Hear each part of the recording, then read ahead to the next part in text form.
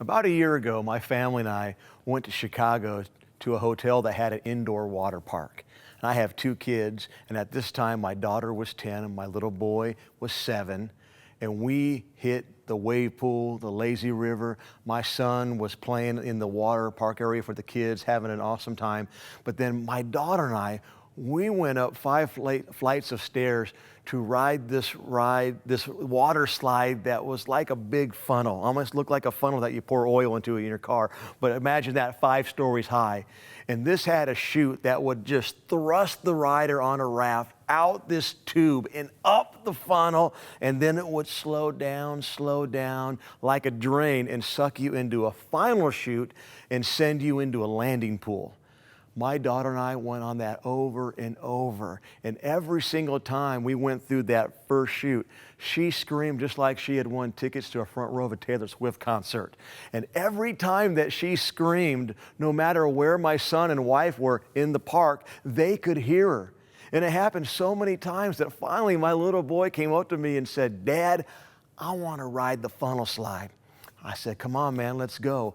Up the stairs we went. We got in line. We had to make sure he was tall enough to ride. We had to get him to stand on his tippy toes. They gave us the green light, and we got ready to get on the raft, and he changed his mind.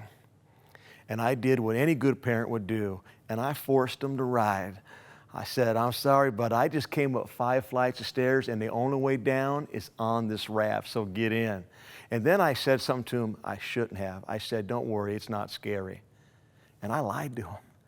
And I have repented of my sin, all right? But we got him in on that moment, and we went out that first chute, and he turned as white as a sheet. I mean, it shot us out like out of a cannon up that funnel, and he was just gripping onto the handles, and finally we slowed down, and it looked like the worst was over. But right when we got sucked into the final chute, our raft swung around backwards.